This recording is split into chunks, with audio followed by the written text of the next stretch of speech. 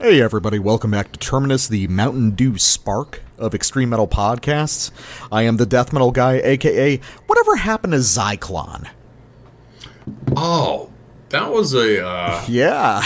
I was thinking about, because I posted about Samoth the other day, or like I did that like extended Mortis gag the other day. I was thinking, like, and then someone in our comment section, thank you for the YouTube comments, but someone accidentally like typoed mortuous instead of mortis, and then I thought, if Samoth, if mortuous was in the same band as Samoth, that would be a whole different energy.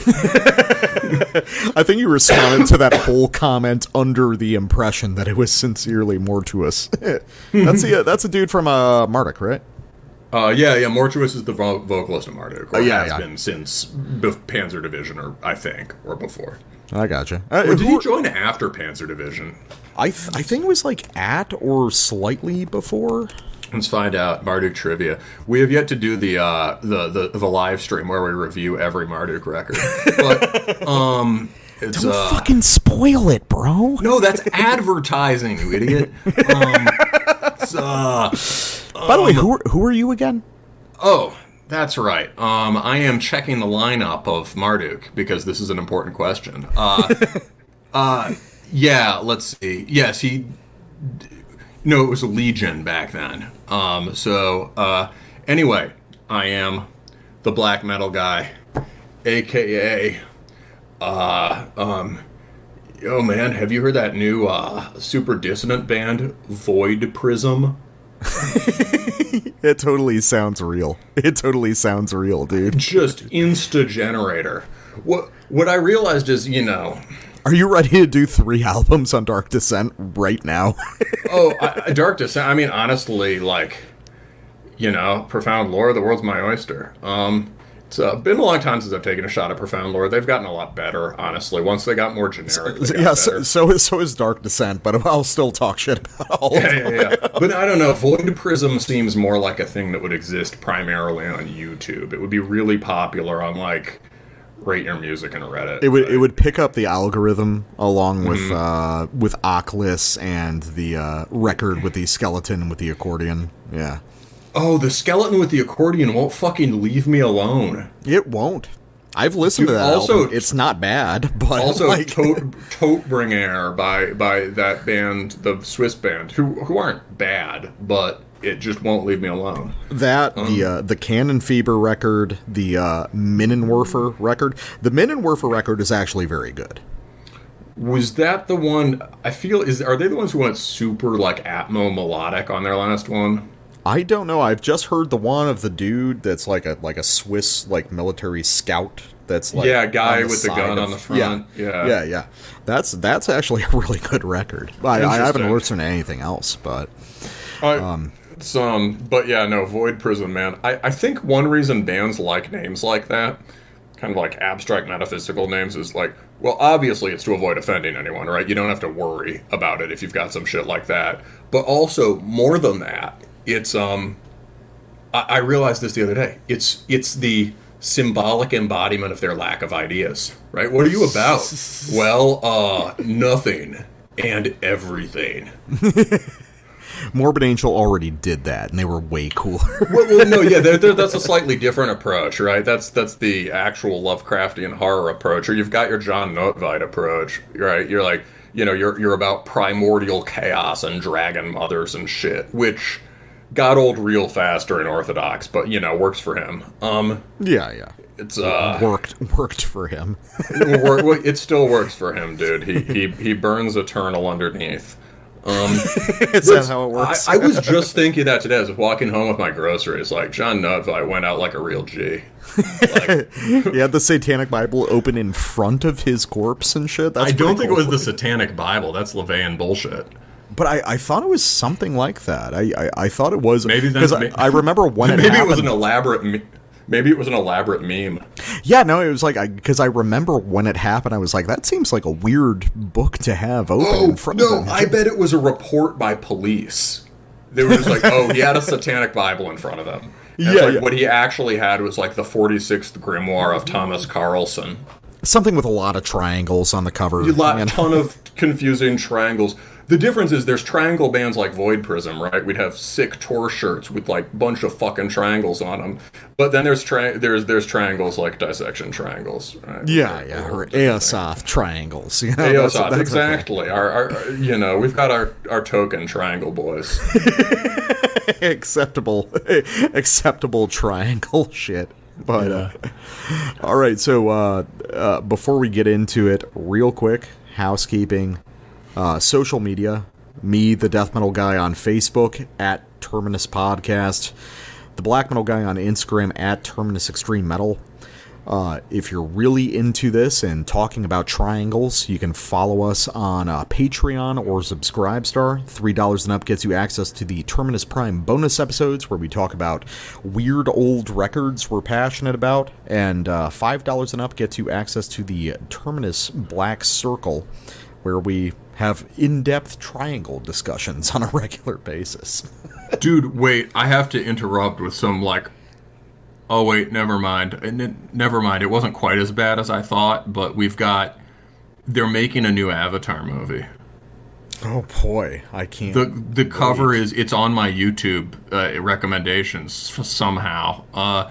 It's an Avatar guy. It's an Avatar guy and some dude in one of those breathing face masks, but shirtless and with dreadlocks, just gently putting his head on the guy's abs. Wait, which Avatar are we talking? Are we talking about Blue People Avatar or Avatar 2? It's called The Way of Water, so they're going to be fucking mermaids now, mermen. Oh God! It's you couldn't imagine. Truly, the furries are running the world. They are. That's what they do at the Bohemian Grove. That's why they have that big owl. They call them featheries rather than oh shit. All right, we got a show to do, don't we? All right. I suppose so.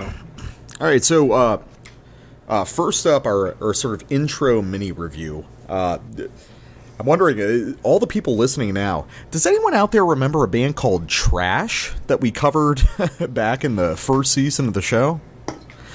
Well, yeah. Thrash, you do. You were there for it. It's an abstract question. It's rhetorical. But no, so Thrash is a band that are friends of mine who did a really cool record a couple years ago. Very sort of accidental stenchcore, as you would call it. Did an interview with Zach, the vocalist, and it was a great time and everything. But Brandon, the other member of that band, who is remote now over in Oregon, has a band that he's been playing with for a little over a year now, I want to say, called Phenom, out of Klamath Falls, Oregon. And they recently put out their second full-length record called Of History and Death. And Brandon, he and I still talk here and there. He was a good local friend down here before he went into the military. And he's managed to keep up. He's playing bass in this band. So he was like, hey, so my band Phenom just came out with this record. Would you like to cover it on the show? And I was like, I'll check it out and I'll let you know. And I started skimming across the record, and I was like, oh yeah, we're definitely going to cover this. This is weird as fuck. This has the element of weirdness that we know from Thrash, but articulated in a very different way. So, Phenom, as I said, this is their second full-length record. Haven't heard the first one, but now I'm very curious. Is a death thrash band, but not in the way you're imagining. Imagine death thrash siphoned of all the Bay Area stuff, of all the groove, and you're just left with sort of primordial death metal meets sort of Brazilian or German thrash, and just the most rigorous and primitive versions of those. Does it sound like Sodom? Kinda? I was listening to Persecution Mania on the Terminus Spotify the other day, and I was like, this is pretty good. Yeah, no, I would say, honestly, the thing that immediately hooked me was what this sounds like more than anything is Meister. And sick. Yeah, and not just... And that's an interesting thing to talk about, because, there's a lot of these sort of proto death metal, like Necrovore, Deathstrike, Master type bands coming out now. But the thing is, all of these bands have sort of this deliberately necro quality to them. Like, they're really indicating that they're from that.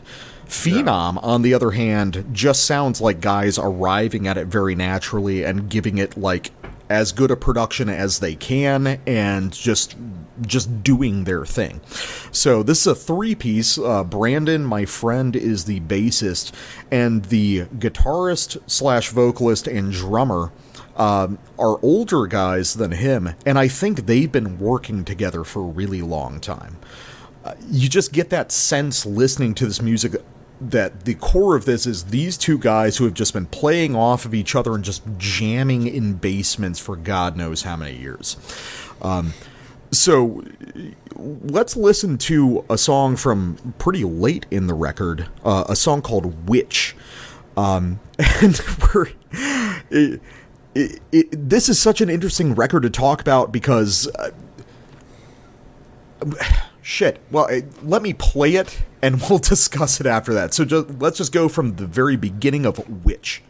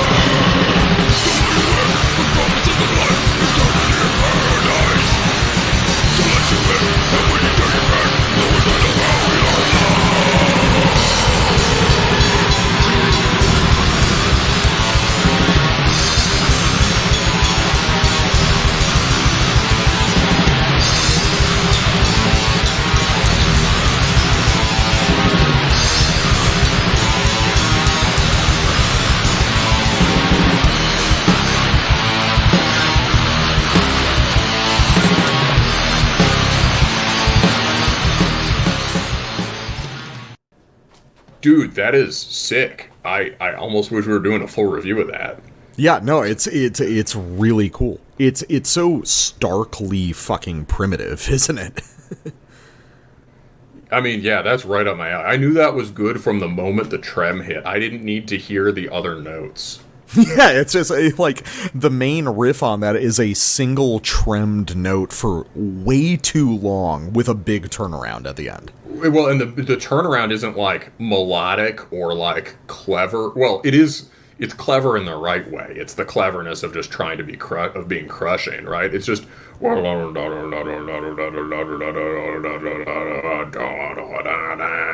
It's got that like Celtic Frost essence to it. Yeah, Celtic Frost and Master for sure. Deathstrike. Just do the ugliest intervals possible. There's no reason you can't just woggle it back and forth down there, even though that's not the conventional thing to do. Yeah, really, there's no...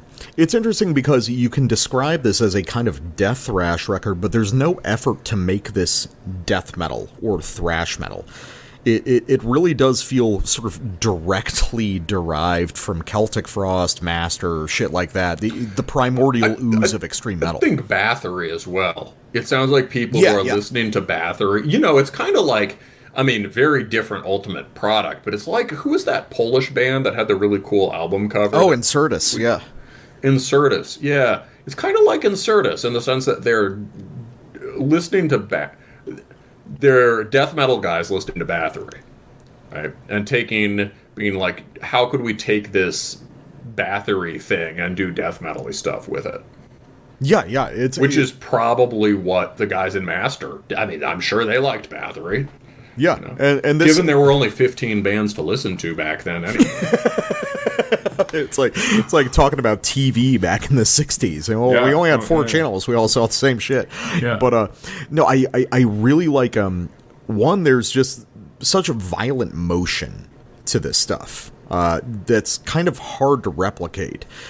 If you're trying to do it, it's hard to replicate. But I definitely get the sense listening to these songs that there's this deep relationship between the musicians. And it's also, in a sense, not riff-based music in a certain way.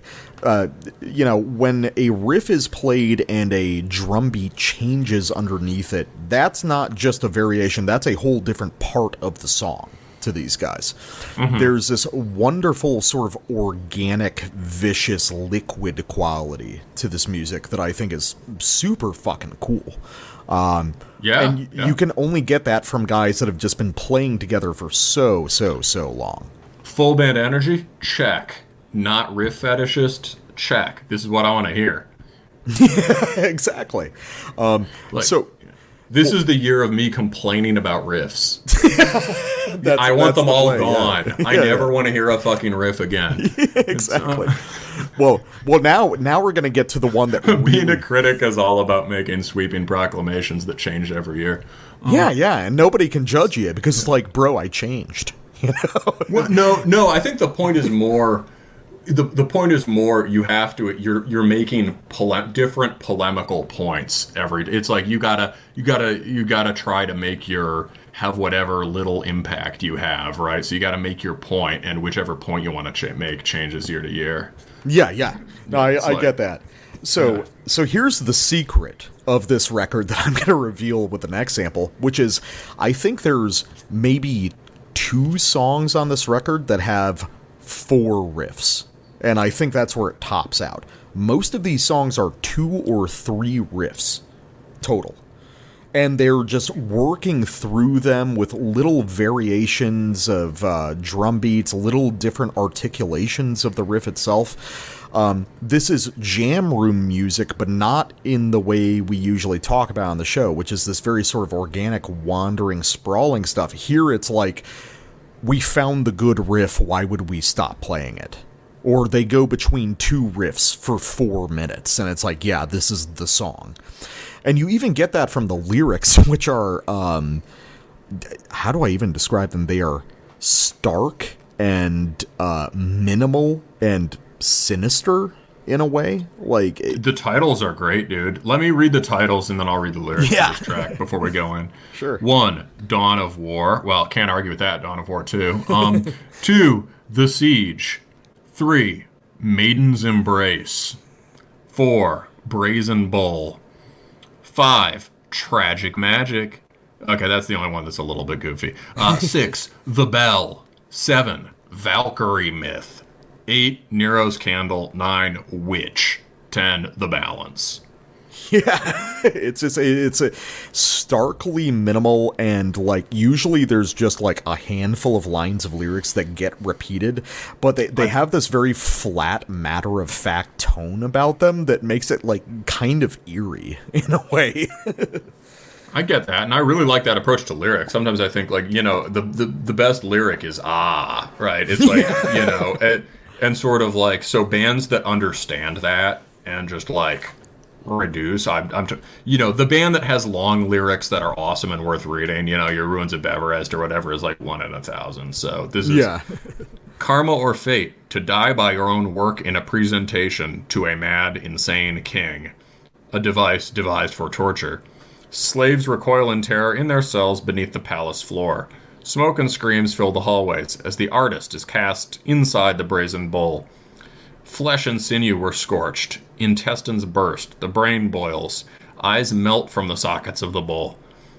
Or eyes melt from the sockets of the skull. Bloody bone and fingers scrape the inner walls of the brazen bull.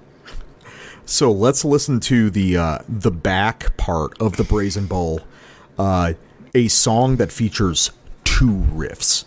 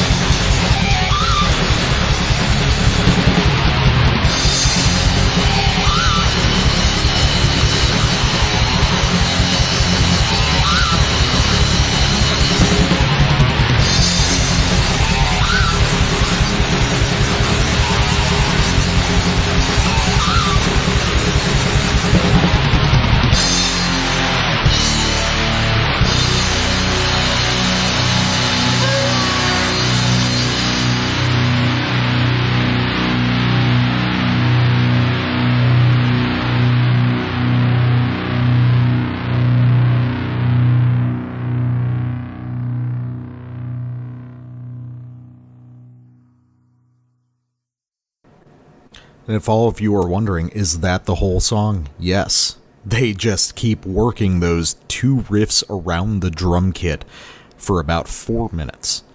And it fucking owns. Dude, that cry at the end is pretty, after you're reading the lyrics, that cry at the end is pretty heavy, pretty disturbing.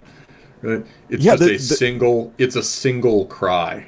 Apparently the bull was said to be hollow and made entirely out of bronze with the door on one side. According to legends, it was designed in the form and size of an actual bull and had an acoustic apparatus that converted screams into the sound of the bull.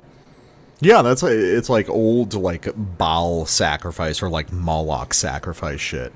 Yeah. Like proto-Grecian stuff. Well, it's not. It's supposedly it was invented in like the later classical period as a torture device. Yeah. There's a lot of like weird torture stuff on this record. Yeah, but not a sacrifice thing. But like it could have been. Oh, it looks like it became a meme after that. looks like.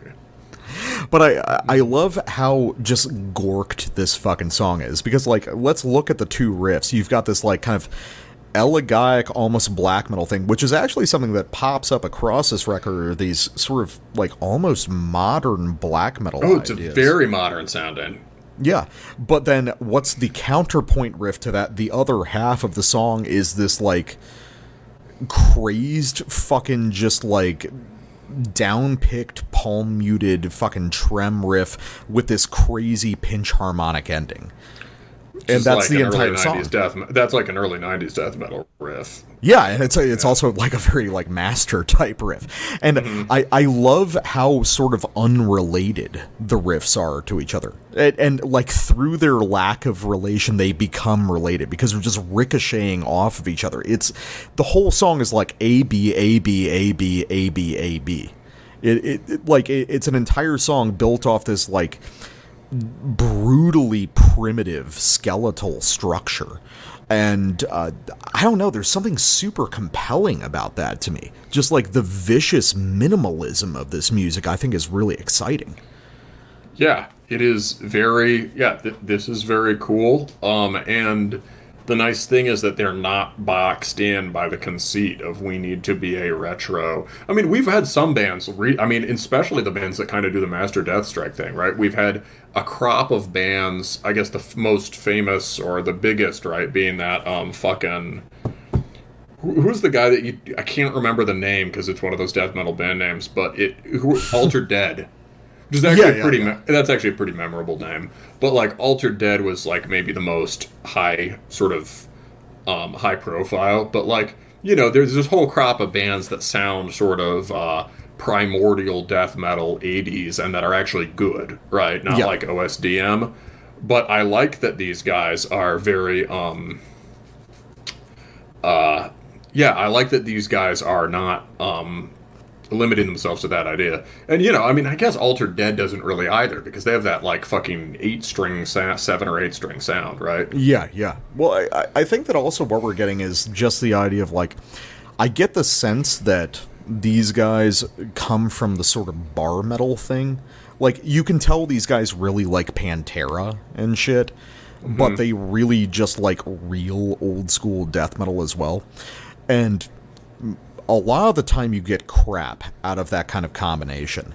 But sometimes there's guys who have this just perfect sense of how this music should be played. This sort of just, you know, this blunt force energy to it. And sometimes they come up with a record like this. And I can tell you, the whole record sounds like this. It is just brutal, stripped down to the bare bones, you know, primitive, evil shit. And, you know, just through that stripping down of the music, they arrive with something genuinely darker than much more supposedly sophisticated bands usually reach. Hey, it's Kari from Sepulchre Curse. And I'm Jakob. You're listening to Terminus.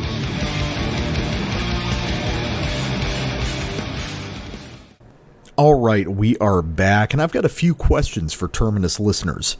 Do you like drinking beer? Do you like having sex? Do you like aimlessly firing a Colt 45 out the window of your car as you roll in kind of a slow to medium speed in a residential area? Well, good news, boys. There is a new Jungle Rot record out on Unique Leader Records titled A Call to Arms, and it's pretty tight. So we've talked about Jungle Rot a few times on the show, and I kind of brought this album on just because I wanted to talk about Jungle Rot. I think that not enough people talk about them or respect them as an enduring death metal band. I didn't think that the album itself was going to have a ton of surprises for me, but it kind of did. Like, this is a pretty unique record in a few different ways, which we'll get into. But for a little bit of backstory for people, so Jungle Rot is a death metal band that's been around for 30 years now, and yet who talks about them? Who treats... Only you. Yeah, you are the only person who talks about Jungle Rot. And apparently Maggot Stomp. Apparently the guy from Maggot Stomp Records really respects Jungle Rot. All right, nice. Yeah, he commented on the Instagram one time when we were talking about the 200 Stab Wounds record last year. We were talking about Jungle Rot there. So Jungle Rot is a sort of groovy mid-90s death metal band that just kept going. Those bands are supposed to fade out after 2 albums, but Jungle Rot just never stopped. Let's see. Let me count them up real quick. This appears to be their 12th full-length record, and they have not lost steam the whole time. It's such a weird position for a band like this to have been around for so long, to have so many kind of dedicated fans as to produce a career like this, and yet you never hear about it in extreme metal circles. And I have theories about why that is, but I'm going to kind of quickly shoot it to you, because you've heard me talk about Jungle Rot for many years, but this is probably the first full record you've heard, right? Yes, it is. Yeah. So, earlier Jungle Rot, I was going to say, what'd you think about this, but to give people a preface. So, earlier Jungle Rot stuff, for the most part, is defined by big, grooving death metal riffs, very simple, kind of primitive song structures, just a few riffs apiece, sort of ABC stuff, and a flair of sort of primitive hardcore that a lot of death metal bands ignored. They were sort of, even in the, mid-90s to early 2000s, they were engaging with hardcore in a way that not a lot of death metal bands were doing. And I think the way they did it sounded very different from a lot of people, because Jungle Rot's primary hardcore influence is going to be sort of proto beatdown stuff, Madball, Terror, Judge, that kind of thing. So it's not exactly the sort of proto-slam stuff you would hear from, New York bands, Suffocation, Internal Bleeding, and it's certainly very far from deathcore bands. But the hardcore influence has always been really prominent in these guys. I would assume based on their proximity to Chicago, because these guys are coming from Kenosha, Wisconsin, right over the border of the state. This record, though, is moving in kind of a different direction, but here's where I'll kick it to you. What did you think about this? I've got a lot of interesting kind of theoretical questions about this album. So you think it's a different direction from their hardcore influence stuff? I think it's still very hardcore influence, but this definitely sounds substantially different from a lot of Jungle Rot. I'd be interested to go back and listen. Yeah, I mean, I like it. It's very, reminds me of the Nunslaughter we reviewed earlier this year. That's interesting. Yeah. Not like directly, but fundamentally these are mostly kind of death thrash riffs. Although they're also all basically hardcore riffs. There are certain parts where you're like, what makes this a death metal riff? Oh, right, they're playing a single string trem instead of chug over the beatdown. Yeah. Right? It's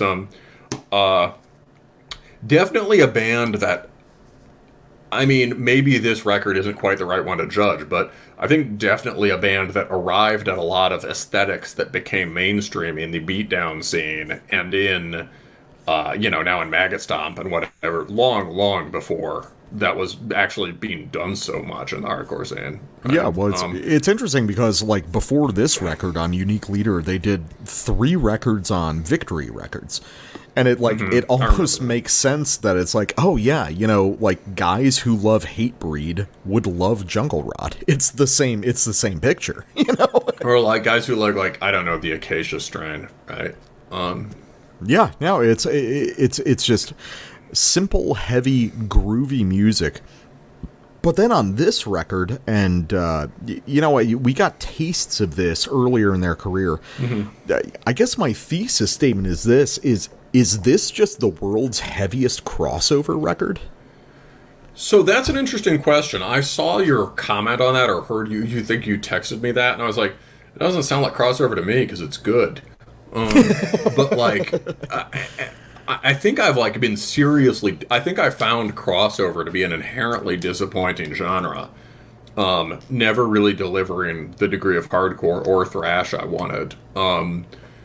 That might be, like, obviously, probably more than you, like a lot of sort of punky thrashing stuff from the 80s, right? But, like, I would check out DRI back in the day and be consistently disappointed. You see, that's interesting, because I can draw a very direct thread from, like, mid-era DRI, like, the albums like Crossover or Thrash Zone, directly to this. Like, or I remember, like, I thought I would like that early Corrosion of Conformity stuff, and I just, like, could not get into it, aside from their cover of the fucking Fleetwood Mac.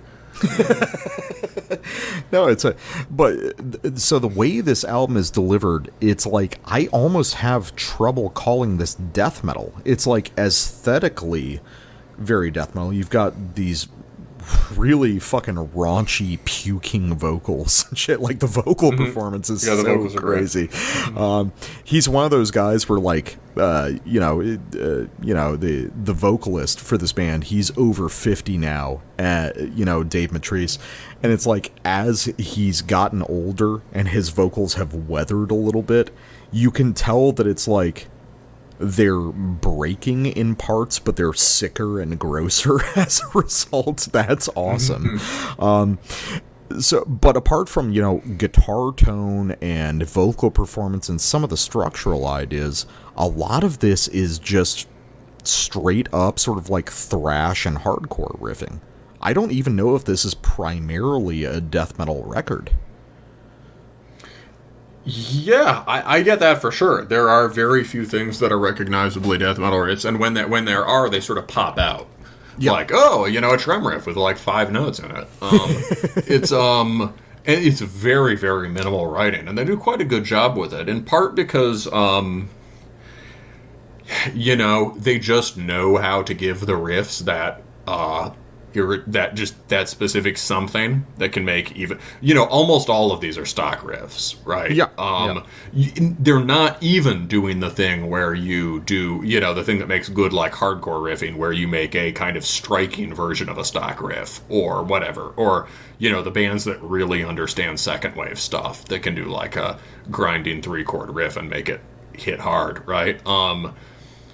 This is they really are playing stock riffs for almost all the record, but they just know how to make them land. I think I'm sure it's sequencing.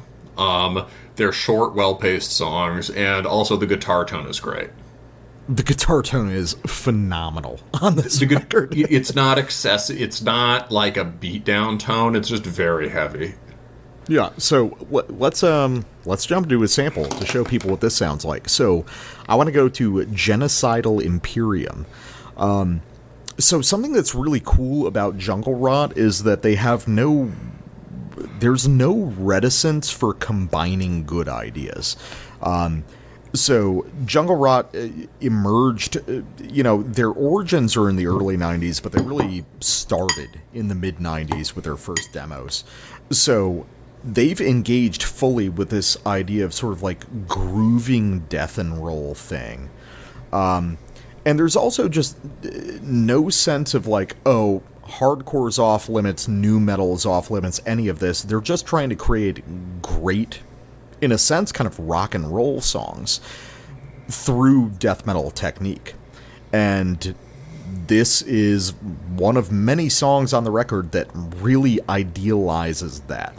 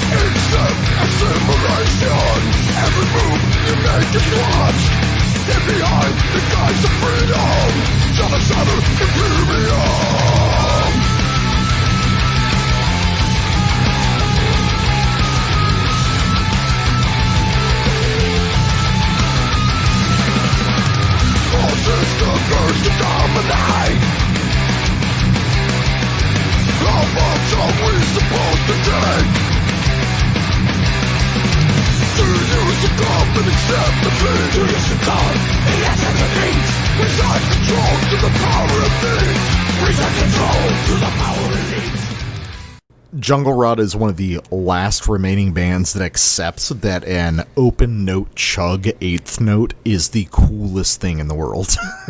Yes. That second breakdown there, that one I perked up on, just like fuck yeah, dude. they were down picking every single note, right? Yeah, you can tell that they're old school guys, just like straight down picking everything.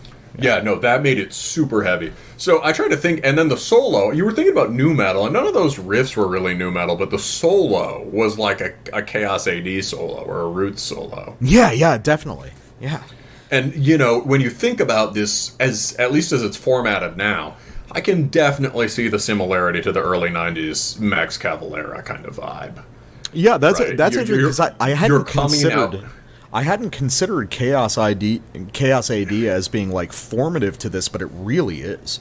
Yeah, I think kind of, yeah. Like, you get that, sort of you come in from, you're able to do really kind of crisp technical riffing because you're coming from a death thrash background, like a good musician, but you just are really into brainless shit and you want to make something really heavy, and you're like into hardcore and nu metal and all that, and so this stuff sounds like obviously there's some stuff from that era of Sepultura that's just cringe, right? Yeah. But like some stuff that's quite good, and so this evokes kind of the more just thrashing songs from those records. Without, let's see, what else do I like about this? They're not doing tone, they're not tone mongering in the way that a lot of beatdown bands do. There's no attempt to create some sort of thick, chunky, fuzzy HM2 shit or anything like that. There's like and they're not messing with like digital effects and stuff like that to make something like super clanging and like robotic. They're which can be good, but it's just it's a wide thrash tone. And so I'm trying to think what else makes them good. What makes them good, right? Are those all stock? It's it's not like they're like bad. They're all good stock riffs, right? They're all right. They're not like bad stock riffs where you're like, oh god, right? Yeah. But they're over and above being being tasteful about that, right? What makes them good? Some of it would be the precision of the playing. It's precise but not soulless, right? Mm-hmm. Another would be the fact that the guitar tone's not so thick it prevents the guitars from cutting.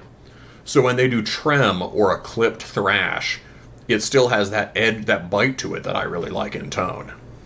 Yeah, it's very good. It's not like sinking into just bass, Yes, and it's and the sequencing is also quite really good, right? The riffs don't repeat that long. They're all about getting to the next riff and the effect that has. Which, if you're playing riffs like this, is a good idea. And there are always, like, little things happening, right? Like, there was, even just the tremolo run that led into the vocals there was cool. Dum, dum, dum, dum. It's like a little bit of diatonic kind of melodic flavor, and it just goes away, right? You do the solo's great. It's very... Every riff throws into the next in a hard way. Yeah, there's a very distinct quality of necessity to these songs. Mm-hmm. Now, because they're so short, they're so compact, they're so energetic, and the other thing is, we need to talk about that melodic tremolo riff, because that's something that actually pops up a lot on this record, is these sort of melodic flourishes that you'll hear, and I'm thinking that maybe a weird point of reference would be the band Ill Disposed, who I've talked about a little bit on the show before. Yeah, we sampled them, I think, right? Yeah, we probably used them as like an interlude one time. Ill Disposed, a Danish melodic death metal band that also just really loved groove and nu metal.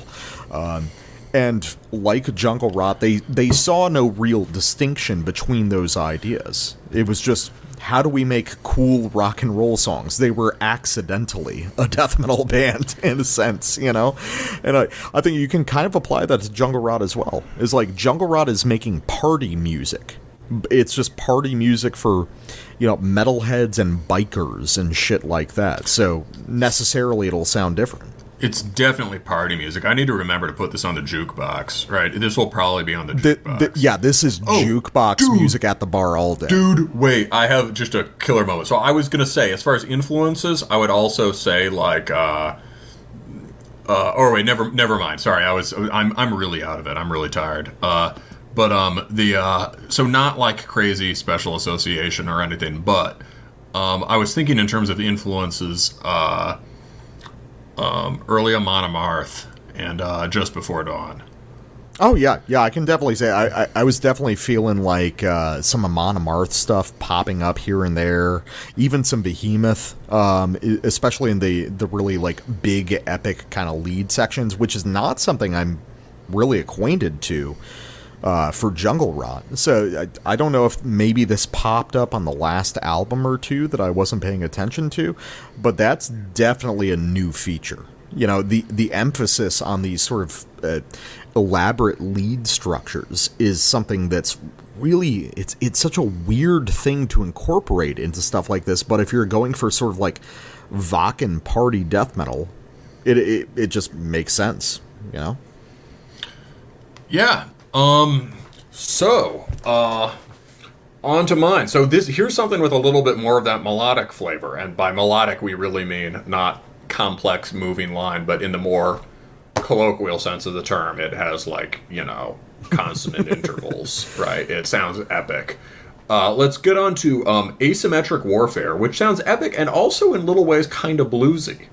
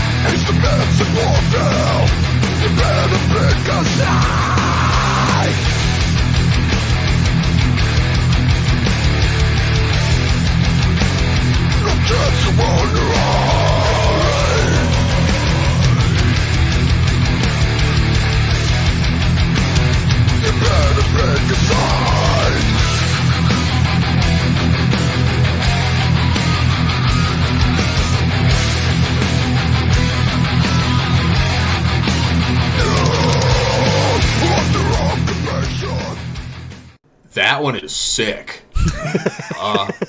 So there's something daring. I mean, I think in general there's something daring about their songwriting, but like that first, they wrote, like, the first riff on that song is a thrash riff so primordial that not even the bands who were writing those riffs wrote it. Right? It's just like, you know, totally straight, not like really any syncopation. It's too dumb for Kill 'Em All. Yeah, exactly. It's got the same kind of epic Dorian scale thing as like Four Horsemen or whatever, but it's just like, you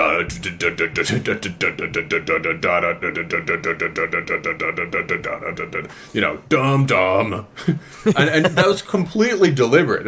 It's like, we're gonna write like the thrash riff that nobody has dared to write.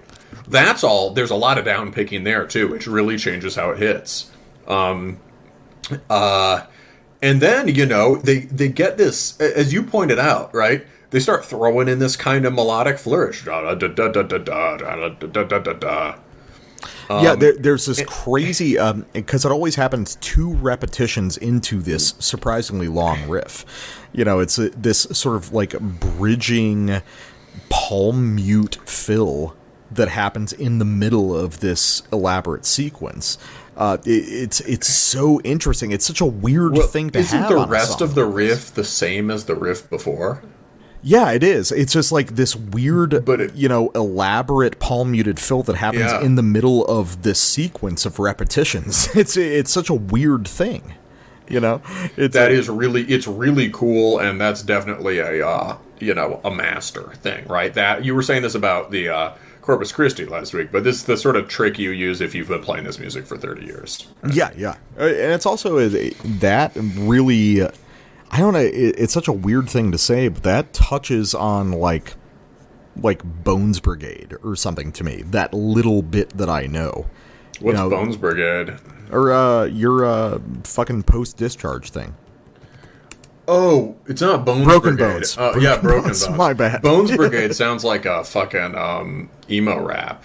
Well, it's a skate company, and it was a death grind label for a while. So, oh, interesting. Between the two of those things, you get to a post-discharge project, I would say.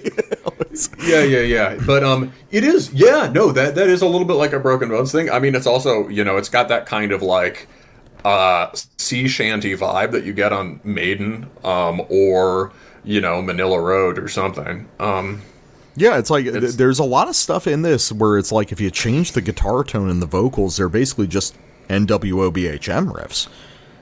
Yeah, so that part is sick. And then when they do the right, and that part sets up the fact that when they later do that slowdown, which is specifically staggered to this waltz time thing, right? Yeah. There's a fascinating switch into 6/8 that is just out of fucking nowhere. It's really smart too because it's not the 6. It might actually be a 3/4. It feels more like it's really a 3/4. Yeah.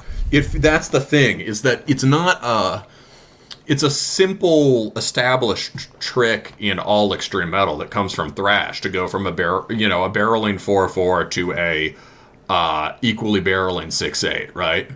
You go, it's a, it's the altar of sacrifice trick, right? Yeah. From Rain and Blood. Emperor does it, and Slave does it. Everyone does it. They go to a 3, right? And that's like the kind of trick you'd hear a band like, and they go to a 3 playing these sort of Conan riffs, right? Barbarian metal riffs like you'd hear on a Graveland record or something. It sounds like it's kind of like a sort of thing Ares Kingdom would do. Ares Kingdom would do it with a few more notes, but that band is definitely not afraid of getting super ignorant when they want to. So this song has a bit of that kind of arrogant thrash vibe, just way stripped down and hardcoreized, and I love it. Yeah, I mean, the vocals too. I got to talk about in terms of like a hardcore thing, right? He does the vocal hook hits when they're doing the busy. Instead of saving the vocals just for like over the chug, right? The vocal hook comes over the turnaround. Da da da da da da da da da da da. He's like sort of pushing the vocals there in the way a hardcore vocalist would, and he's focused on making a vocal hook. That's another thing that makes the music good. There's attention to timing in the vocals. Yeah, there's like that kind of like, that adds to the whole rock and roll vibe. You get the sense that a lot of these riffs are kind of built around vocal lines, but the vocal lines themselves are not so distinct as to make that obvious. It's really interesting the way these guys write songs. They don't function in the way that death metal songs typically do. At least nowadays, I think if you go back in time, you go back to the early mid-90s, they really are like death metal songs from that era. Everyone forgets. I've talked about on the show, it's like everyone forgets, Tampa death metal is all verse chorus based, and this music still is. So it's like, it sounds very unusual to us now, but ultimately this is keeping with a lot of trends in the style that we heard that are just not that popular anymore. So you talked a little bit, you got into something that is interesting, which is the blues influence on this, which you hear a little bit on Asymmetric Warfare. Yeah, the da-da-da-da-da-da could kind of, that's kind of like just the way they were, just the interval choice on that gets a little, maybe not like blues, but that song is definitely like Danzig blues. Oh yeah, no, definitely. But then when this song popped up on the record for me, Maggot Infested, holy shit, this is just a ZZ Top death metal song. Like, oh my god. Like, this is so bluesy. Like, the accidental blues influence that you'll hear in, you know, Morbid Angel and Death and stuff is seized upon and taken to a degree and in a direction that you would never expect right here on this track.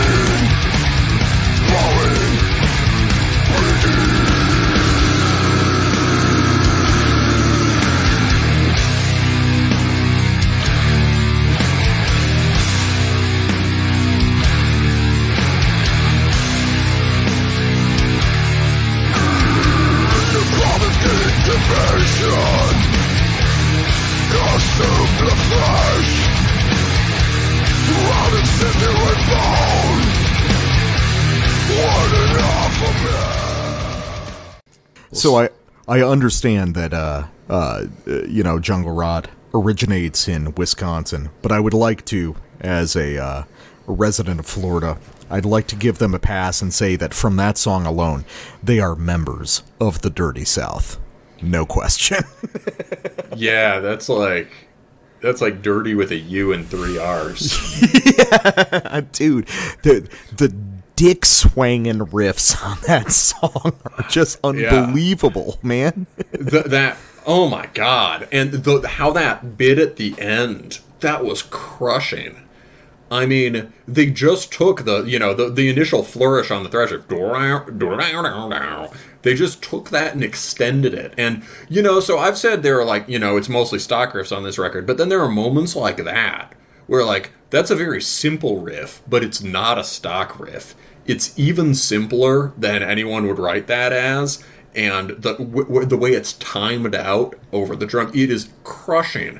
That is the kind of riff that a million I Hate God clones play. Yes, I was about to say I Hate God. Yeah. And they did it without even playing a chord, right? That's just trem.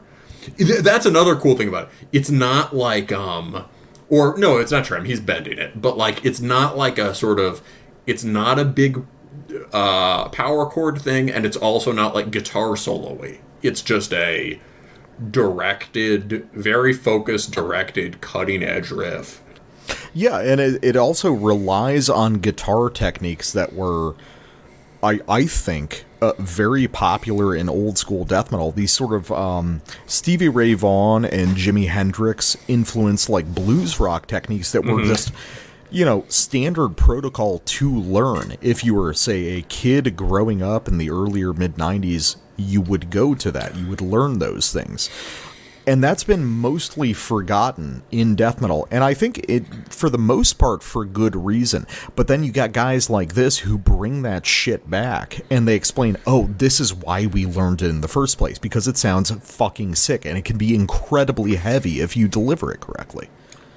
Yeah, I mean, this is one of the best songs on the record, hands down. You know, I would have so picked good, this dude. I was telling you during it, like, from the first sample, my pulse went up. You know, and this one just like, oh my god. So yeah, you were definitely, the ZZ Top thing totally makes sense, but I gotta say, I said Danzig Blues, and that is I mean, those are like the riffs on Am I Demon or whatever. Yeah. It's the thrash, the more propulsive, thrashy Danzig stuff, absolutely. And then the last one just has that kind of like suspended, heavy, like swinging thing that you get on something like Under Her Black Wings or whatever. Oh yeah, which is again like, which is one of the slower it's a slower number, but it's not a ballad. It's like a just crushing sort of Southern Gothic doom song. Well, it's like, yeah, that last riff is the kind of thing that I would hear, you know, growing up in the South. Like, there would be sort of like Southern fried deathcore bands back in the 2000s. Wilkins agrees with me. And they would do riffs like that, just like big, like chuggy riffs with a huge sort of like country fried throwdown turnaround at the end. And I always thought that was really cool. So it's so sick to hear a band like Jungle Rock do that. Yeah, in waves of bands that were often underwhelming, that with deathcore or just like, you know, the more popular metalcore stuff, right? Every Time I Die was always sick. Yeah, because they were doing a lot of that like country fried shit too. And they came from, you know, I think like rural New York. They just like, they were not from there at all. They just wanted to do that. It probably started as a gimmick, but every time I heard it, at least, it was just actually good. Yeah, it's like there's no reason to. Well, I mean, okay, so there was a reason to shuck some of those ideas, to get away from rock and roll, to get away from blues. But now we've had 30 years of people getting away from it, so it's probably okay for people to do this shit now. Oh, absolutely. Well, and they're not making the mistakes of taste that some of those early bands did, right? You know, you write a super sick death metal song, and then you just like rip a like learn how to shred VHS solo in the middle of it. You know, like you just like it's the thing that comes off an infomercial at like 4 in the morning. Exactly, in 1986, right? Yes. It's not like that at all. These are just like that's extreme blues riffing. Hi, I'm Michelangelo Badio, and I want to fuck you now. Yeah, and so we got to talk about the lyrics too, right? This song is great. This society is maggot infested. Really, really cool lyrics, because they're just sort of, they're like hardcore lyrics. Yeah, thematically, Jungle Rot's always been interesting because I've always done a mixture of like misanthropy, like genuine misanthropy, and sort of like sort of lefty, anti-authoritarian stuff. Like, you can hear that really distinctly on Genocidal Imperium. It's just like decrying the state and like the security state and shit. Well, it's a little like, so yeah, there's a lost art which is doing especially on like the hardcore scene or whatever, which is how do you do political songs that like, sure, people listen and, you know, they can pick up what your take is, but like it speaks beyond the activist target audience, right? Yeah, like this, so Rage Against the Machine is a really good example. Yeah. I mean, you know, obviously, like, if you're really into Ronald Reagan, you probably don't like Rage Against the Machine, but other than that, everyone fucking likes Rage Against the Machine. Yeah, Rage rules. yeah, now you're under control. Now you do what they told you. You know, this is, the lyrics here are like that, too. They are very, you know, don't know if it's exactly the same slant as Rage, but, like, it's in that same spirit of just, like, lyrics that, you know, really the whole record kind of is about politics, but it's all just, it's all done in a way that is, elemental and just taps into, everyone's understanding of what is badass. And, like, pretty much no matter where you're coming from on the political spectrum, you can listen to this record and be like, Yeah, fuck yeah. Yeah, correct. It's all straight hippity hoppity get off my property shit. You know? Dude, they're the one from 2, 3, like they're like one of their last ones has a riot cop with people's heads on his saddle, a dark night, and it's just got a bunch of fucking drones over it. Oh yeah, Order Shall Prevail. That's a sick record. Yeah. So this is awesome, and there's just a kind of non-denominational get off my lawn / fuck you / spray paint the walls spirit here that is really commendable. Yeah, this straight fuck the cops, fuck the feds, fuck anyone who stops me type shit. Yeah, exactly. Really cool band, man. You know, they've got a cool band picture too. You can tell they like dressed up and nice for it, and they look so much harder than bands trying to look hard. Like it's honestly kind of they look in the. You know, they're like blonde dudes with long hair. One of them has that kind of like Euro dreads. They look like a Swedish death metal band from the early 90s. Yeah, but they're from fucking Wisconsin. American dudes who are like absolutely. It's so tight. Yeah, these are just these are just obviously cool dudes. Well, let's listen to another song. Speaking of so obviously you sampled the one called Death Squad. Oh, dude, I totally thought about it. Dude, I actually jumped around a lot. I just want to talk about this before we went in.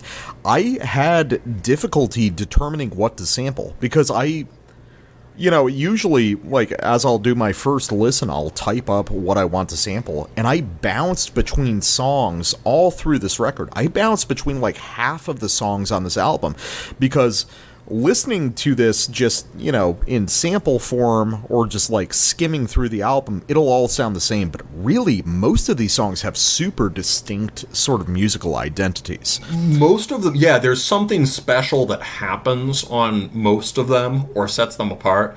I couldn't tell you, I don't think Beyond the Grave is that good, gotta say. If I look back at it, but so there's some quality variation, but basically like... But that's one of the shorter ones, I don't really remember Total Extinction, do you? But every other one I remember, Yeah, it's like the final track, Population Suicide, has crazy epic leads all through it. A Call to Arms, the title track, that's one of the riffier songs. It just starts out with a ripping semi-melodic riff. Yeah, Haunting Future has like really nasty, sort of like almost doomy stuff going on. It's like there's really cool shit on all these songs. It's like you would think, okay, it's a sort of it's a big death metal band, even though nobody talks about them anymore. It's like it's on Unique Leader, so it's all going to sound the same. No, these are songs with distinct identities. And it's just, this is it sounds fucking stupid, but I want to express to people listening to the show, I understand you listen to the show to hear your, like, newest weirdo, obscure fucking USBM record, but, like, Jungle Rot did a really good album that you should listen to, It's absolutely, like, it's, I think another thing I noticed about this song, which ties it to hardcore, is that they write in sequences. This is actually full album written, I think. I'm just thinking of that now. But I think something so. There's definitely a structure to something I noticed was that the high points are, it's honestly, the high points are 2-song sequences, I would say. So, like, to me, more than any of the long ones, to me, I think the highlights are, although some of the long ones are good, Genocidal Imperium into Asymmetric Warfare. We both did pairs. Yes. Yeah. Those are the centers of the record. Maggot Infested goes directly into Death Squad. So let's hear it.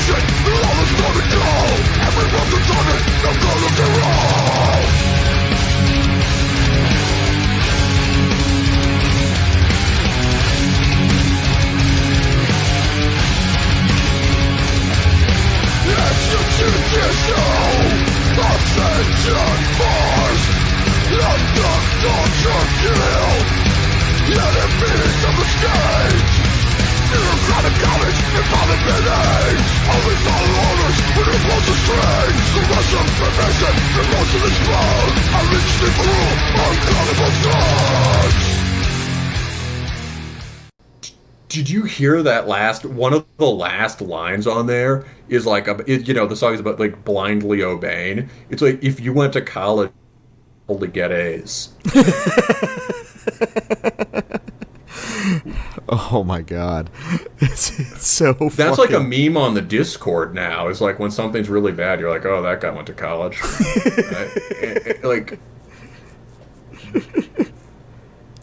Shit. Maybe just end it there. Well, actually, you broke up at the end when you were talking about the line, so do it again and we'll end there. Okay, so, all right. So just from the end of the sample? Yeah.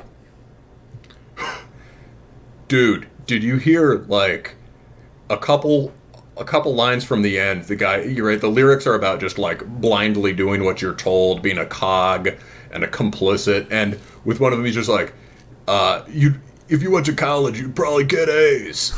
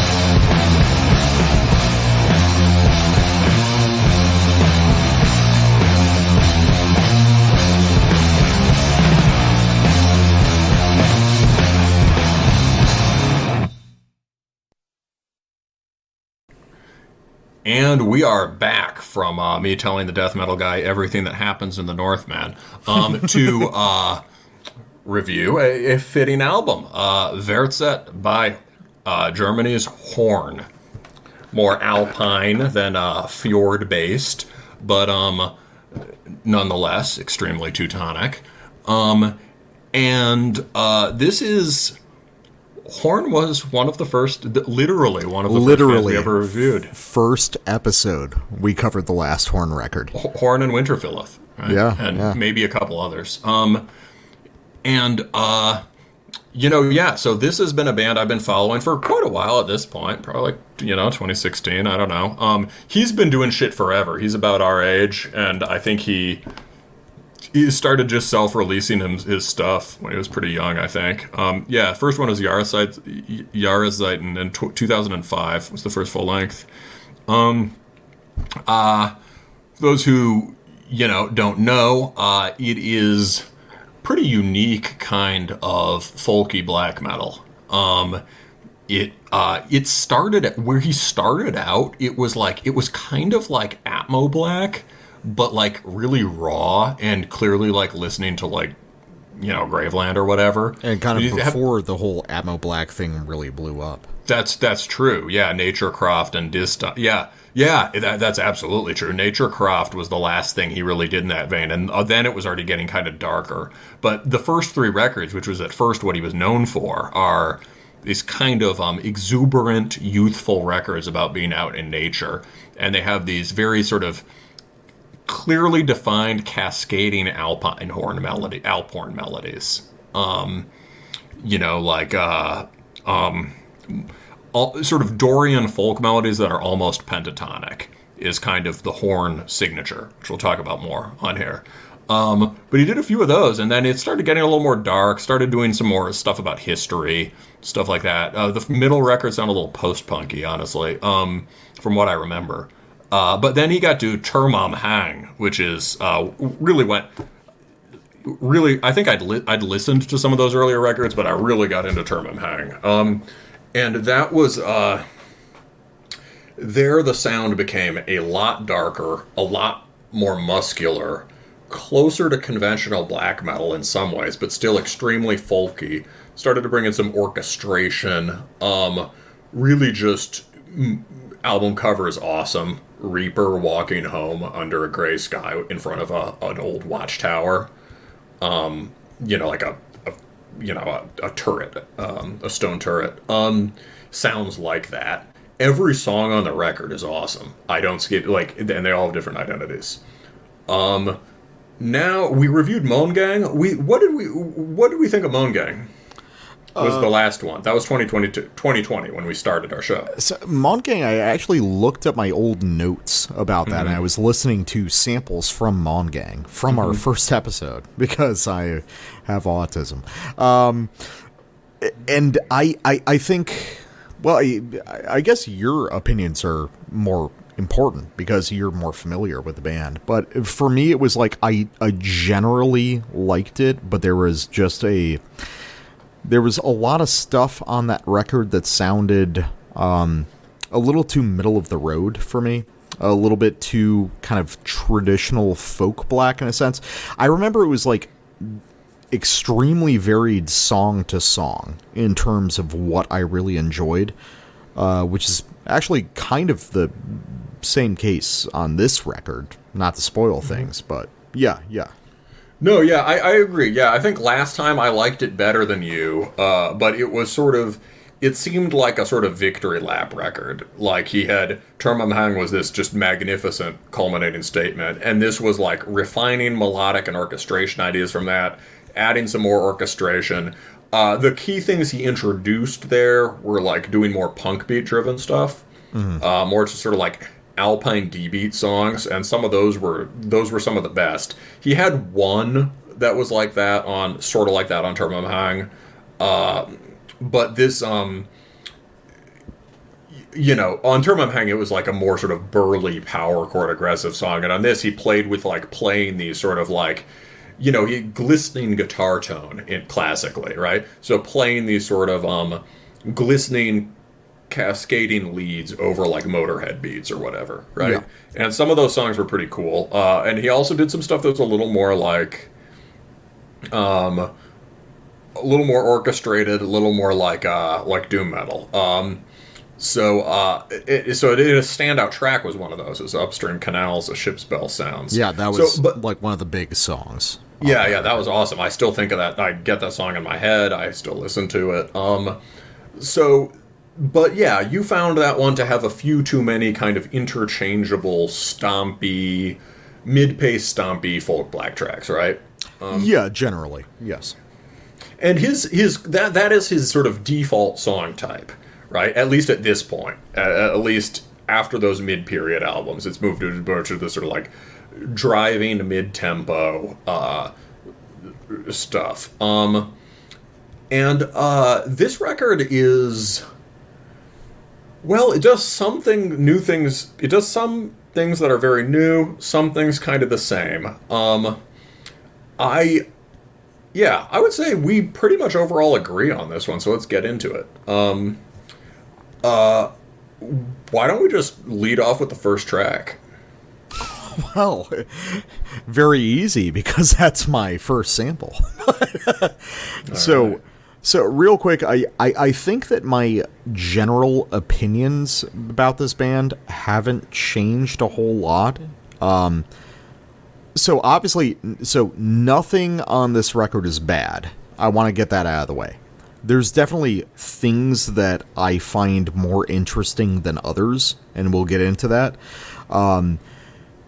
I think that this is a record composed of like half songs that I love and half songs that just slip right by me.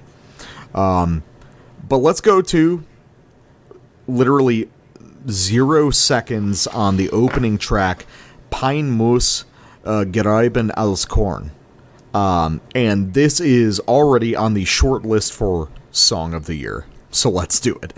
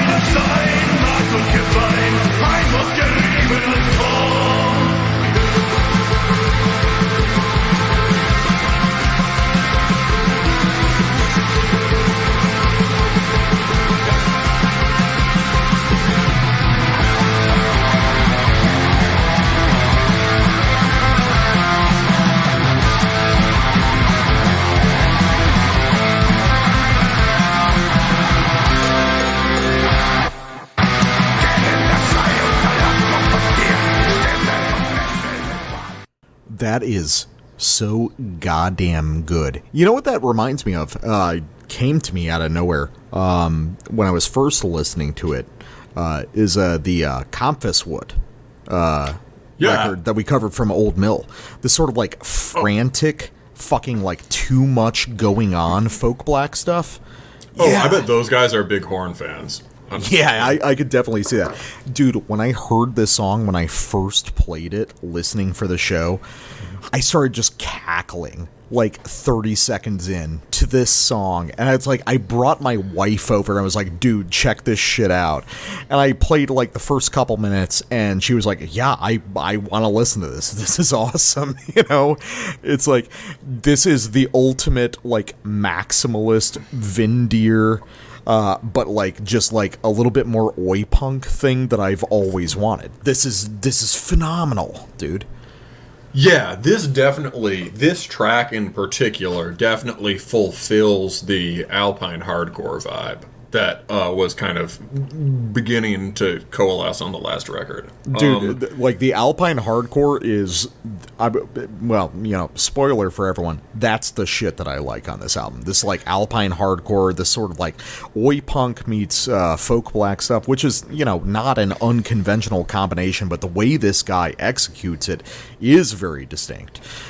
Just because this is clearly a guy who's a very sophisticated musician and composer. That Vindir influence really comes out, but also, you know, it comes out in a different way because he's accessing these intense sort of hardcore punk vibes. Like it's heavy. You know, it's not just sweet. It's like there's viciousness to it. Yeah, this one's very vicious. He's capable of doing really vicious songs. The fast one on Terminus was just nasty. You'd really like that one. But another thing that makes this good, so two musical things, like, or a few musical things, like, he's doing the sort of noble folk lead as the main riff in the way he was on the songs of this type on the last record, but he's doing it with like a different tone. It's much more. I don't know if it's the first time he's used this tone, but he's doing hot distortion on the lead, right? Or it's much hotter. It doesn't have that sort of glistening thing, crystalline sound. It just sounds like a heavy oi black melody. Right. I think that when it sounds Finnish, kind of. I think that when we first talked about him on the first episode, I had talked about like a relationship to Vintericate, because even the last record was more Atmo black than this, at least in terms of production. Yeah. This, though, is like, it's hot, it's intense, there's like a real fucking aggression to it. Yeah. And it's the other as fuck. The other thing that really adds to the aggression is that dulcimer line over it. So good, like, tremming, there's like that gimmick band Botanist that does dulcimer black metal, but like, this sounds really good. It's like he has the guitar and the dulcimer. They're doing different lines, although they're just doubling the same riff, which is awesome. And he's not doing the expected thing, right? He's tremming the dulcimer. Yeah. And there's also just like how much is going on. I mean, this is a 2-minute sample, and there's 6 or 7 distinct parts in it. That nothing is repeated more than twice. He's just going on, and a lot of it, obviously, a lot of it is like playing off the same general melodic idea, but the maximalist presentation of it and the sheer energy behind it is fucking incredible. The chord change at the end. Another thing there is like some horn really sounds like folk song. Some of it sounds more like kind of abstracted at-mode folk, right? And this track really lands like, it sounds like Schlager, like actual sort of beer hall, polka-y beer hall music. There's a real Schlager vibe to some of the best songs on this record. The melodies just sort of... they're not sort of like... Sometimes he'll do very long versions of these kind of folk melodies, some of which are good, some of which are more sort of diffuse and kind of not really... lots going on, but not really direction. These are focused, directed folk melodies. It's very close to these are just elemental horn riffs in terms of the note choice, but they have a lot more bite. And in terms of adhering, he's following conventions of like Schlager and related kinds of folk there. So there's that big chord change at the end is like one of the best parts of the song. Instead of doing the phoned-in thrash up a fourth, it's a fifth, I think. Dum, dum, da, dum, dum, dum, dum, dum, dum. It's really just rousing, stirring, and yeah, I want this band to... I think at this phase of Horn, I would like to hear more stuff that sounds like this. Yeah, no, we completely agree on that. It's like, people... I think that people don't realize that, like, the heart of a lot of folk music, especially Schlager stuff, is... It's like, do people realize this is the equivalent of mosh pit music for the 1700s and shit?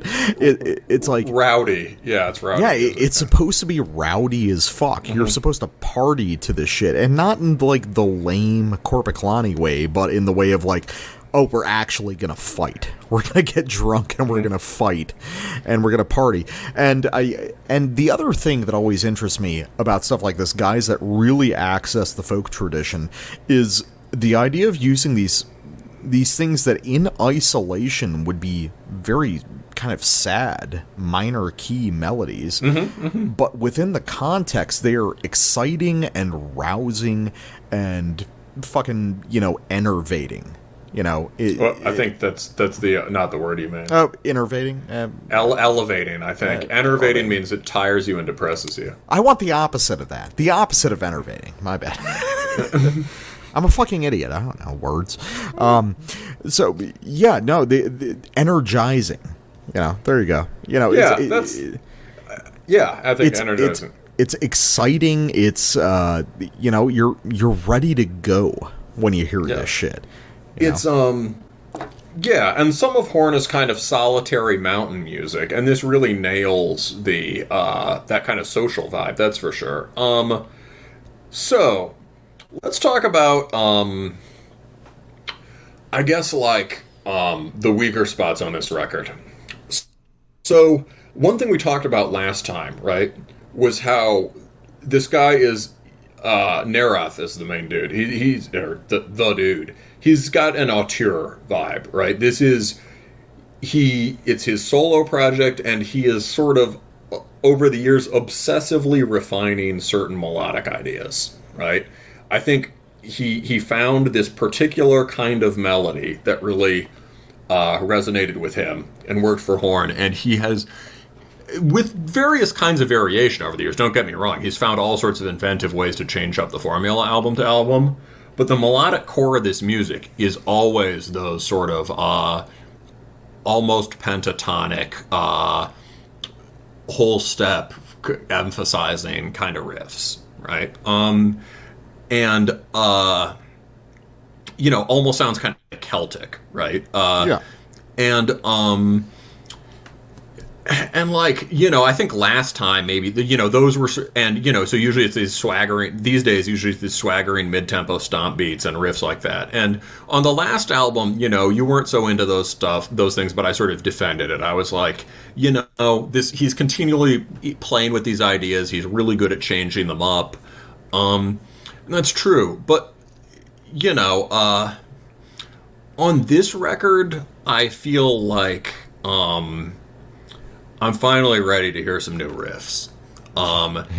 And so this was the lead single, weirdly. And I get why you would make the calling card track your lead single if you're like Hate Forest doing a comeback, right? You're just like, here's the one that sounds like a Hate Forest track. I don't need it to be the best Hate Forest track, but I will demonstrate to you that no, we don't have a kazoo player now, right? Yeah. This is I'm not sure. I don't think anyone needs reassurance of consistency here. So this is, I think we agree, it might be the weakest track on the record. Firmly agreed. Yeah, this is the weakest. So let's listen through it, and then we can talk about it in some sort of different ways.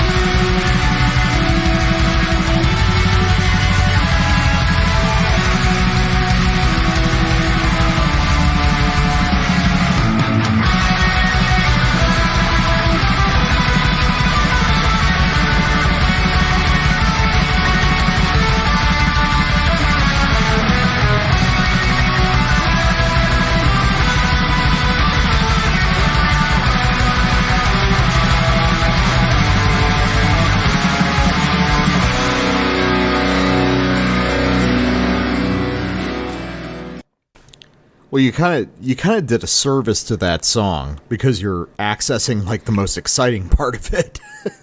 Well, the last riff is actually one of the better. That's a good horn riff. The last riff. But then the back half of that song just really just lurches through it. It gets the last track. It's the rest of the track. He introduces some orchestration, like it has a cello on it. Yeah, but like it's not necessary, or rather, it just doesn't. It doesn't. The orchestra. It's not like the cello is playing some inventive new line or something. It just makes it a little more top heavy. But yeah, and it's slow. It's the same melody, it's slowed down. But yeah, so in terms of this track, I thought, there's no need to like complain about it more, right? But like one reason that this track is the most underwhelming is that it's the one where he's most set in these kind of in the reflexive gestures he's established. And so in that sense, it's kind of interesting as a. On the one hand, it's not great and it's not exciting, but on the other hand, it's a good example of like his style distilled to just the most basic constitutive parts. And so if you want to talk about that kind of, I like that over the years he's had this continual work and rework thing. That's a cool method, and he's done a great job with it. But like, so what is that kind of that thing that makes the horn riff the horn riff? And I was trying to think about it, and so I like mapped out the riff, one of them. Honestly, I think I'm now super tired, and so I've somewhat forgotten which riff I meant to map out, but I think it was the one that went da da da da da da da da da da da da. Yeah. And he does a couple different rhythmic variations on that. And so what I found was, it's like there is a distinctive thing going on. So, right, he starts on a 5 and he goes with a minor, minor third or whatever. I don't know, like 3 up the fretboard. Right, goes to the 4. And then goes to leaps to the 7, right, the flat 7. So he's got this leap to the 7 is big for him because that makes that kind of like alpine ascent thing. Mm-hmm. And then down to the 5, 5, 4, 5, hangs on the 5, down to the 4, and then the turnaround, da da da. So the only places he plays a half step in that entire phrase is on the turnaround, right? The like flat 3 or minor 3 2, and then he's doing the minor 7 again, but from like underneath. He's down an octave from where it was before. So it's so interesting thing. So he when the riff comes back in, when it loops back in, I noticed he never actually played the 1 any time in that phrase on the lead. When it loops back in, I noticed, when he hits the 5, the bass is playing the 1. But like one reason he gives it this kind of like arcing, sort of lots of vertical movement in the riffs, and it's that he never hits that root note quite. He keeps it a little bit suspended, and it also, but that can also contribute to the weakness of the riffs. The horn riffs that aren't as good can seem like they're about to float away into the air. Yeah, honestly, that's a difference. The difference between this and the one you just sampled is that he plays the root note on that one. Well, it's also, really what you're getting to, and I think we both agree on it, is the to get out from the wandering world of music theory, is we really like the oi punk inspired stuff, and then the more diffuse Graveland type stuff is just not the strong suit. And I would also just say this doesn't sound like Graveland. It's a little bit like the Tyrisus riff, but like I don't think the Stockhorn riff is that Gravelandy. I think maybe you're associating Graveland the sort of broad epic black metal thing. Sure, okay, yeah, epic folky black metal with sort of immediately satisfying kind of big riffs. Yeah, it's a little like Following the Voice of Blood type melodies, but the old stuff had these more like loping beats and kind of like necrotone, which is kind of more Graveland. But I get what you mean. I'm sure he listens to them, right? But it's yeah, the track at this point, I feel like obviously you can record, like I understand doing a track like this on every record or something, but at this point, like, given that he's mastered this style so much and he's put out great songs that sound like that, I would like to hear some new experimentation with new kinds of riffs. Right? And that doesn't just mean new voicings. I mean, like, find new melodic stems. Right? That doesn't mean you never play a horn riff again. It'd be weird if the record didn't have a bunch of those on it, right? Yeah. But, like, obviously, don't betray your roots. But, well, like, now, it's... Well, I'm kind of curious now, kind of leading into my next sample, which is, so on the last horn record, we were really interested in that track, Upstream Canal as a Ship Spell Sounds. And then here on Verzet, there's A Hill to Die On. So there's, I don't know if this is a standard thing with horn, but the idea of doing an English language song that's a little bit more experimental, a little bit different. But that was a distinct song off the last record, and then this new one, A Hill to Die On, the English language song off this, is also kind of different and kind of interesting, and it's one of my favorite songs on the record. And then just going back into the discography, like Terman Hang is... you've got a cover that's English language on that, but I'm wondering if it's like, okay, so we've got a period here where he's reserving these more experimental ideas for these English language songs. But A Hill to Die On, very interesting song. Really cool stuff happens throughout this, and also I like how it just starts with Aerials by System of a Down. I heard that too! Because it is the riff.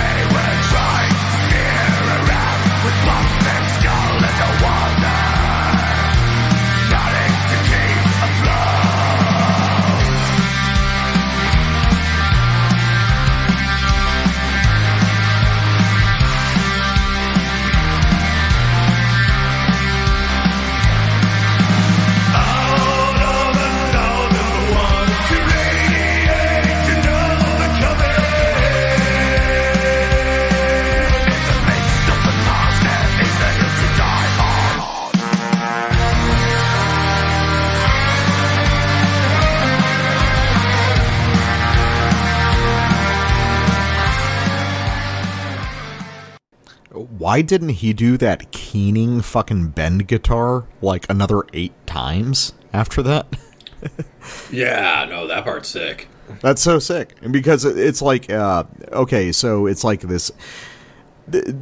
The way this track evolves is so interesting. And I think it's comparable to the English language track on the last record. You know, the idea of, you know, you've got this slowly evolving riff, you know, based off this simple arpeggiated figure, and then it moves into kind of a DSBM direction, and then he overwhelms it by sort of using those chords in almost like a gloomy Manowar way. I bet this guy loves Manowar. He's jacked. I'm not, but I still like Manowar. But yeah, so it's like there's a really cool thing that happens here, because like songs like Alpen Recorder, you know, the last track that we sampled, are like you can hear how they're like stock horn songs in a way. Mm-hmm. But then, you know, periodically he goes into certain songs that are very distinct. You know, there's like, listening to this song, there's a very clear vision for it that is not operating within the same parameters as other songs. And it's really exciting, and it's really fucking cool. And I wish he would do more like this. Yeah, so, I mean, you'd really like Terminus Hang, because the horn songs on it are more, like, the classic standard songs are more just bangers that you would like. Yeah. They have they often have, like, more cool blasting riffs on them. Mm. And then, like, there's, yeah, definitely some, very heavy brooding stuff, more like this, where he gets a little more tension in the chords. That's the thing where I was going to say, when he's playing rhythm guitar, there's more variation. Mm-hmm. It's the leads that almost always have that kind of obsessive melody in it. Yeah. So, like, when he's doing these chords here, he has no problem making it sort of, giving it this kind of brooding depth in the chords. Right, the last one, you know, I think like Bastion im Seegang Tauberfels was like really heavy,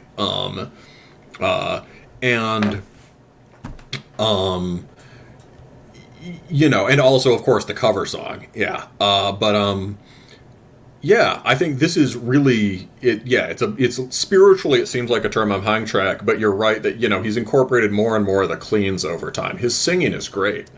Yeah, no, I love when he's doing the clean shit. The melody sounds super familiar to me, and I think I tried to place where it was, and I think it's maybe there's something like it on Moangang, but I feel like I also heard that melody on the Apparition of Sunlight record that came out this summer. Oh, possibly. Last summer. It's maybe he was listening to it and it just accidentally stuck in his head, but either way, it sounds great here, and it really fits in this song. It just sort of bursts out there. I think he should do more of the clean singing. Yeah, no, I'm totally down, because it's awesome every time he does it. Yeah. The opposite of no clean singing. Yes, clean singing. But yeah, like it's it's quite that one is awesome, basically. And that segues into my next one. I mean, I feel like in terms of the kinds of stuff that we're really liking on this, and that where we would love him to go in the future, is like, on the one hand, push it towards either extreme, right? On the one hand, he clearly wants to write, likes writing, and wants to write more of these sort of like driving Schlager black songs. So do it, I say. And, you know, he wants to do it. We want him to do it. And on the other hand, right, he's clearly interested in writing these longer, more expansive, building, kind of heavy metal-y tracks. Yes, these songs are great too. So on that note, like, next sample, it's Verzet. It's the title track. For a long time, he's had funeral doom in his genre tags on Bandcamp. And it kind of makes sense, because, you know, horn can have its very solemn moments, and he plays in this band called Crossvault, which is this kind of like trad doom band, very mournful trad doom, but because it's him and guys he knows, it's kind of medieval sounding, so it's got a bit of an epic doom vibe too. sad night doom,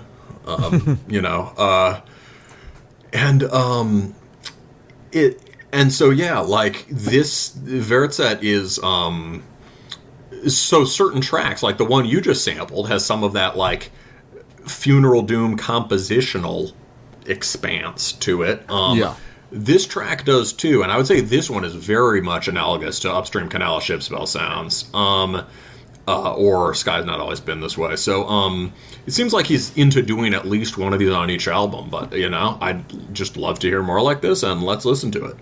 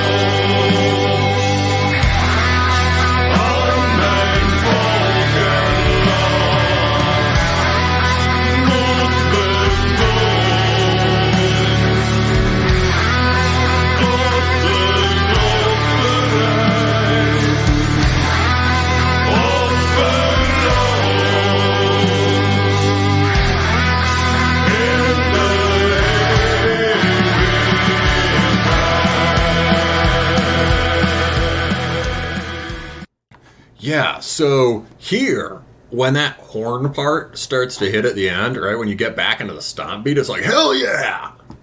Right? Yeah. It's like, it's all... This guy's interesting because there's like moments where those parts hit really well, and then there's parts where they kind of sink, like on Alpen Recorder. And I'm trying to figure out what the distinction is. Well, I think partly it's just, I think those songs were better on average when he was more excited, when they were newer to him, would be my guess. He was more excited by that style. But also just, I think there's things about the riffs on those songs, and I honestly think something like some of the melodies just, and this has been a thing in the past too, it just didn't happen as much. Some of the melodies are just wispy in the way that Atmo Black melodies are, and I think it has to do with that hanging out on the fifth and leaping to the seventh, and like never hitting the root note, never hitting like strong minor intervals like a minor six or whatever.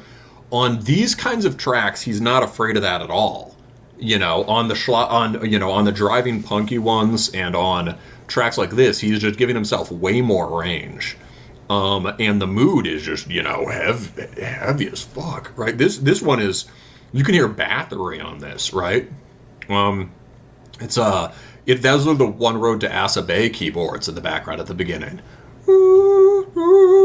But it doesn't sound like the obligatory Bathory tribute, right? it really just uses that and really goes somewhere with it. The singing is awesome. He is not just doing it as a chorus. And there's something about it where, like, as somber as it is, it's still really stirring. You know, isn't this song kind of just like, you know, this guy really listens to Manowar.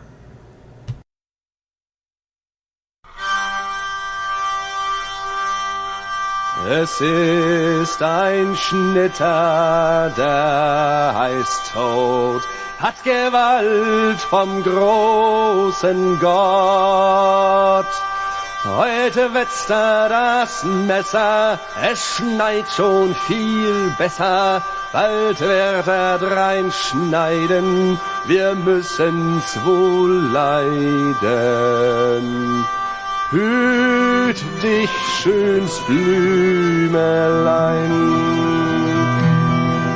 was heute noch grün und frisch da steht, wird morgen weggemäht. Die Edelnarzissel, die englische Schlüssel, der schöne Hyazinth, die türkische Wind. Hüt dich, schöns Blümelein, viel 100.000 ungezählt, unter der Sichel hinfällt, wo Rosenweiß liegen, weit wird austilgen, ihr Kaiserkronen, man wird euch nicht schonen. Hüt dich, schöns Blümelein. O König, Kaiser, Fürst und Herr, fürcht euch vom Schnitter sehr. Der Herzensbetrüber, je länger, je lieber, macht alles herunter, tut keinem besonder. Hüt dich, schöns Blümelein.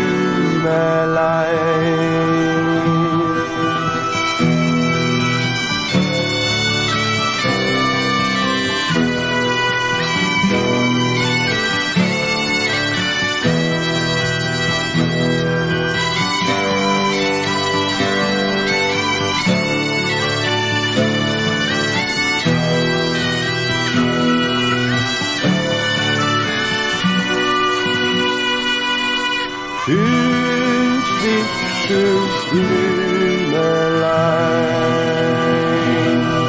Er macht sogar keinen Unterschied, nimmt alles in einen Schnitt.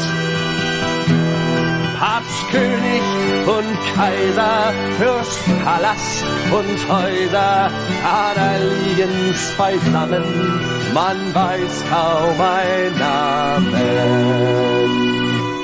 Hüt dich, schöns Blümelein. Es ist ein Schnitter, der heißt Tod, hat Gewalt vom großen Gott. Heute wird's das Messer, es schneit schon viel besser, bald wird reinschneiden, dann müsst ihr's wohl leiden. Hüt dich, schöns Blümelein.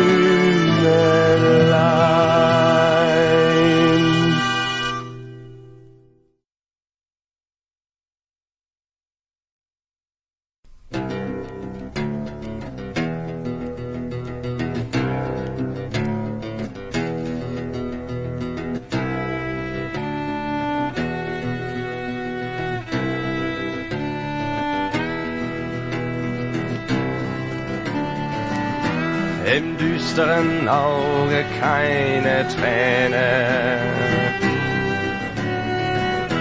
Sie sitzen am Webstuhl und fletschen die Zähne. Deutschland, wir weben dein Leichentuch.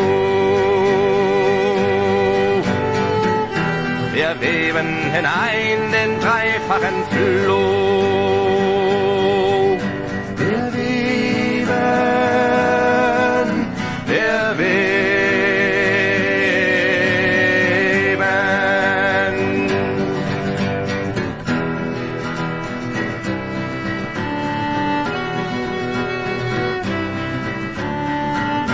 Ein Fluch dem Gotte, zu dem wir gebeten.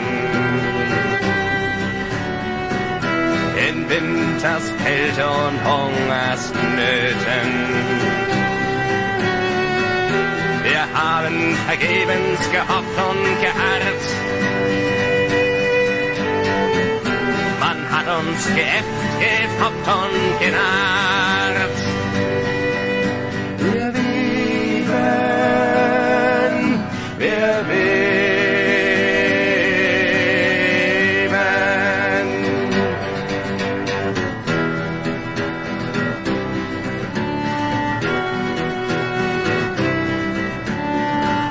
Ein Fluch dem König der Reichen, den unser Elend nicht konnte erweichen. Der den letzten Groschen von uns erpresst und uns wie Hunde schießen lässt. Wir weben, wir weben.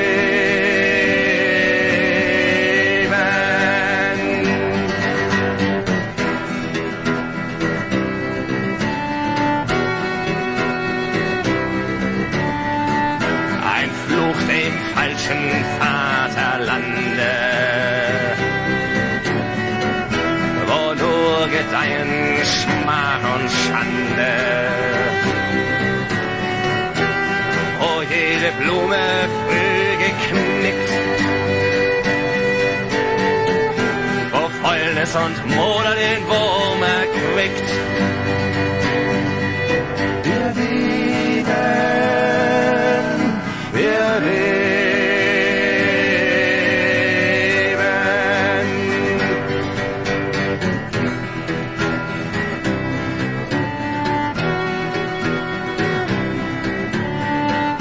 Das Schiffchen fliegt, der Webstuhl kracht. Wir weben endlich Tag und Nacht. Alt Deutschland, wir heben dein Leichentuch. Wir weben hinein den dreifachen Fluch. Wir weben, wir weben.